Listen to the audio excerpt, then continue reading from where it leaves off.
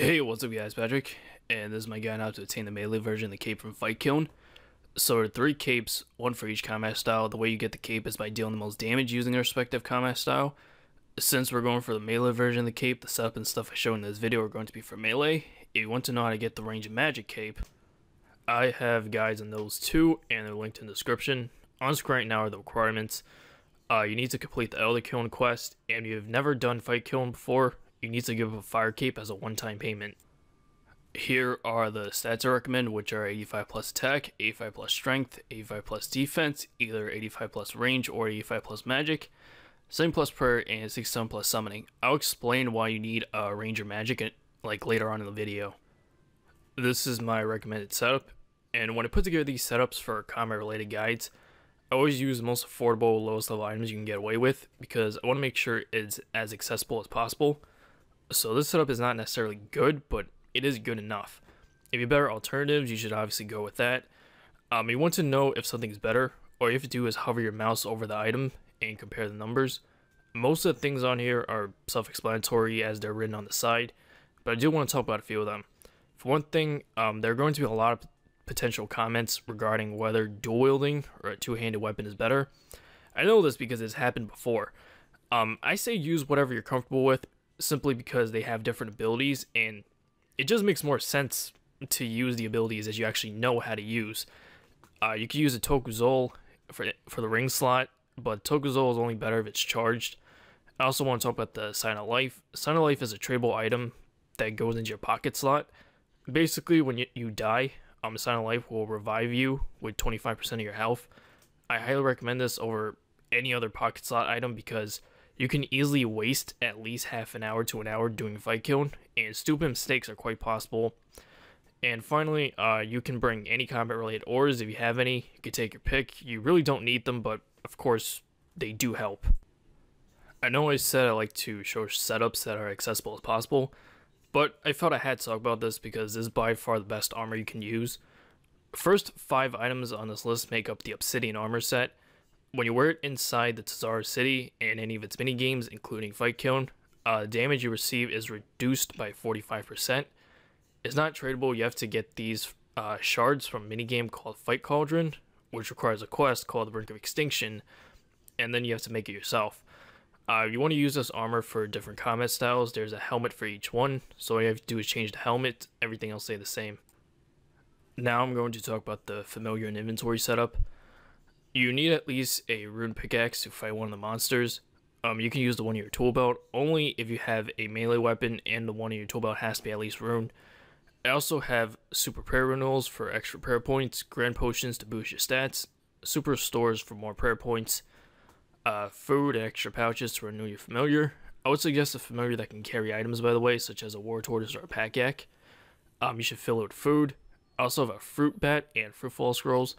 Purposes is just in case you run out of food in your familiar. Fruit bat in combination with the scrolls will spawn fruit, which you can pick up to heal yourself. If you have 88 summoning, you can use the unicorn instead with healing aura scrolls. You might have noticed that I also brought an Aram staff and some air runes. Earlier I recommended having a 85 plus range or 85 plus magic, because since you have to use melee for only a majority of the Kiln, I recommend using either range or magic to kill the Jads from a distance, because it's a lot easier than meleeing him. So you want a magic weapon with some runes, or a range weapon with some ammo. Magic is better than range, by the way. When you're inside the Kiln, at the end of every odd wave, one of these crystals will spawn in the middle. Numbers next to each one are what waves they spawn on. You don't have to remember that or anything. I'll remind you when we are actually doing the waves.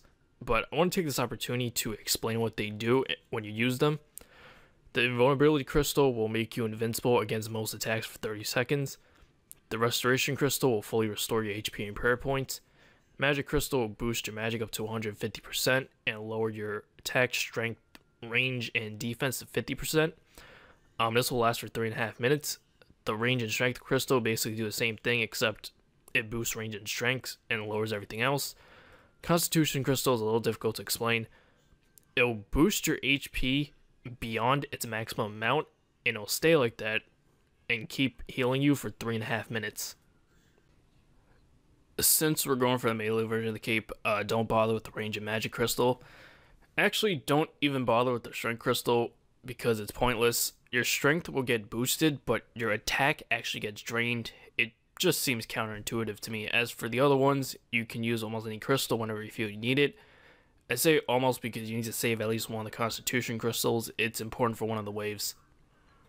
When it comes to prayers, you can use stat boosting prayers if you want to, and you should definitely use protection prayers or deflect curses. Even if you have soul split, protection prayers and deflect curses are actually very good to use here. And I'm going to quickly go over which prayer you should use against each monster. It isn't that hard to remember because you can kind of tell which combat style they use just by looking at them. On screen right now are the monsters you should use protect from range against. These are the monsters you should use protect from melee against. These are the monsters you use protect from magic against. These monsters are labeled as other because they use a different combat style and there's a certain strategy to fighting each of them. On the far left, we have something called a Dill. I'll teach you how to fight that when the time comes. In the middle, we have Jad. He's just like the Jad inside Fight Caves, except he has less health and no healers. So basically, he's easier. But you still need to prayer switch. And on the far right, we have Harken, which is the Fight Kiln boss. I'll teach you how to fight him when the time comes as well. The entrance to Fight Kiln is located in the area marked here on this map. Right-clicking your Tokuzo, choosing Teleport, then Fight Kiln will take you straight there. I'm going to be showing you what to do for each wave right after this, so from this point forward, I highly recommend watching ahead a little bit before actually doing it, so watch the first few waves before actually going in. Right-click the entrance and choose Quick Play. You then get to choose how fast the monsters spawn in between each wave. Fast is really not that bad, but I suppose if you're nervous or something, you should probably go with slow. Somewhere around the southeast corner, you're going to find L-shaped rock. You're going to be using this rock for waves 1 to 4. Basically, all you do is stand under it. All the monsters will come to you. There will always be monsters coming from the north. Do not attack anything until the monsters coming from the north get stuck on the rock. When you do get stuck, start for killing them, then kill the monsters to the east, and finally kill the monsters to the west. Invulnerability Crystal will spawn in the middle at the end of wave 1, Restoration Crystal at the end of wave 3. Get back on the L-shaped rock at the end of each wave. This includes the end of wave 4. Once again, you're repeating this process for waves 1 to 4. On wave 5, you're basically going to do the same thing, but I wanted to talk about wave 5 specifically because there'll also be a Dill that spawns on wave 5. I told you earlier that I'll show you how to fight that when the time comes, but for some reason the Dill is the only monster that doesn't come to you unless you get really close to it. But that's a good thing because it allows you to kill all the other monsters first before having to deal with it. So go ahead and kill all the other monsters first, then I'll teach you how to kill the Dill. The Dill is generally somewhere in the northeast corner. First thing you need to do is let it see you. It needs to lure it to the middle rock. Make sure it gets stuck. The Dill is a heavy hitting special attack that protection prayers and the invulnerability crystal don't work against. In fact, prayers actually make you use the attack more, so turn them off completely. The Dill has some armor on. You need to wield your pickaxe, or like I said earlier, if you have at least a rune pickaxe in your tool belt, you can just use your normal melee weapon, then run back and forth between hitting the Dill and the save spot until the armor is broken. You can then switch to your magic or range weapons to kill from far range, because the special attack is still in effect and you want to reduce the damage. Also, just a quick tip for any time I tell you to switch to your magic or range weapon, if you take off your melee armor, it will increase the damage you deal. Anyways, once it's dead, get back on that L-shaped rock. For waves 6 through 9, you're going to do the same thing you did in the first 4 waves.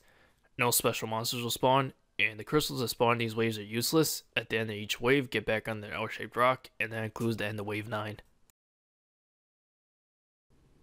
On wave 10, there will be no monsters that spawn to the north.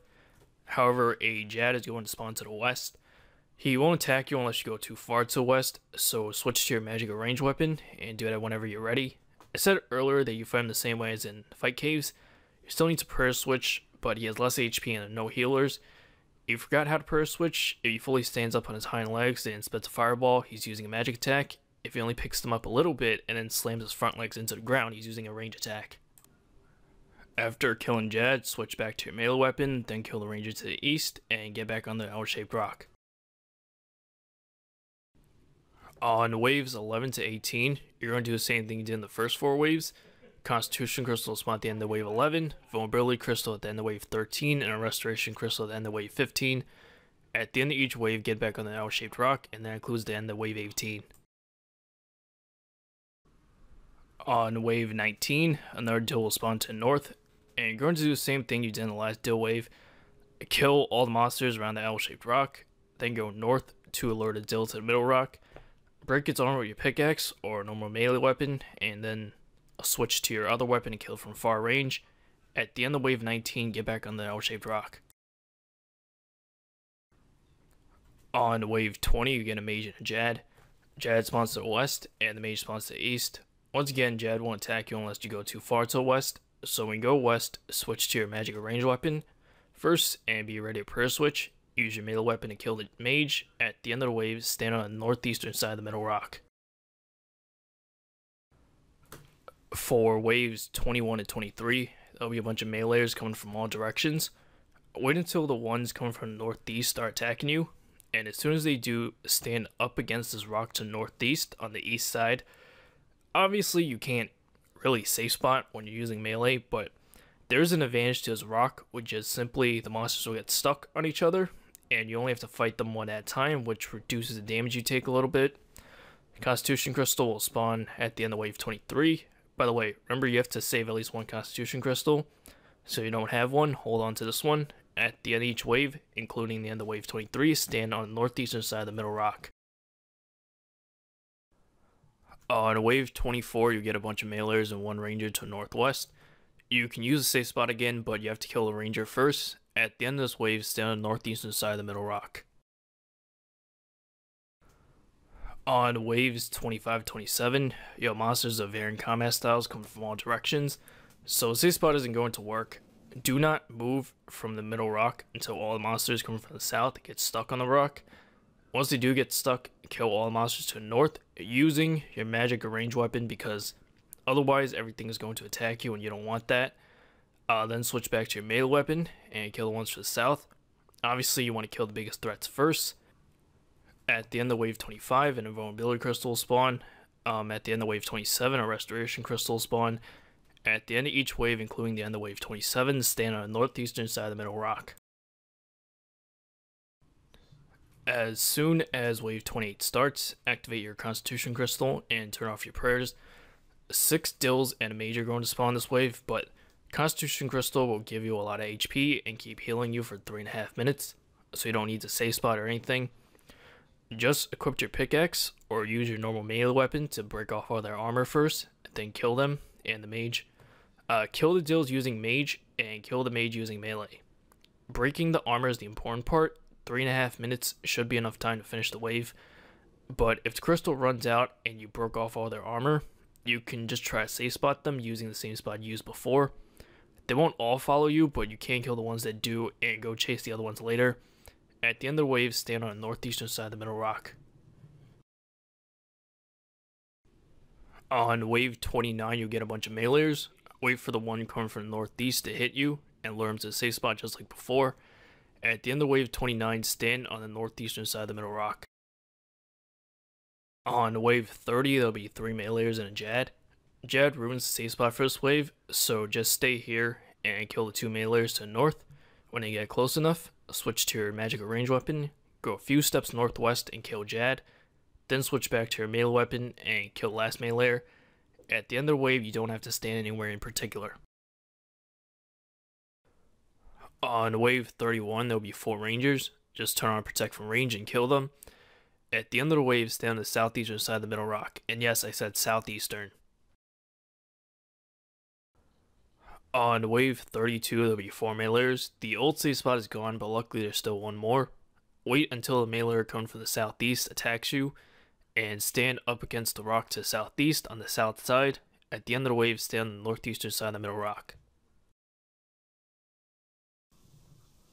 On wave 33, there'll be 4 mages. Just turn on protect from magic and kill all 4. At the end of the wave, stand on the northeastern side of the middle rock. On wave 34, when the meleeer gets close enough, kill him first, then kill Jad with your magic or range weapon, and finally kill the ranger with melee. At the end of the wave, stand next to the middle rock on the western side. On wave 35, I know this isn't a great spot to stand in, but at least you won't get ambushed by Jad. When you're ready to fight Jad, switch to your magic range weapon, come out hiding. Just let the melee attack you while you kill Jad. When it's dead, switch back to melee to kill the melee, then the mage, finally the ranger. At the end of the wave, stand on the northeastern side of the middle rock. On wave 36, there'll be 2 Jads, just kill them with magic range. At the end of the wave, it doesn't matter where you stand yet, and switch back to your melee weapon for the last wave. On wave 37, the final wave, you have to fight Aken, which is the boss. First thing you notice is there are tentacles all over the arena. This is what he uses to attack you. You can kill the tentacles to prevent damage and build up your adrenaline, but that's not how you kill him. You kill him by attacking the head, but you won't see the head at first. It won't show up until 45 seconds after the start of the wave. It'll randomly spawn on one of the sides except for the north side, and it'll stay there for 27 seconds before disappearing for 45 seconds again. I like to set a 45-second timer every time it goes under. When the head appears, you obviously attack the head, but if the head isn't there, standing in the corner with the least amount of tentacles will allow you to take the least amount of damage. Or like I said, you can just attack them and build up your adrenaline and stuff. Problem with standing in one corner though is that you only can see 2 sides, so every 40 to 45 seconds you have to run out and look for the head.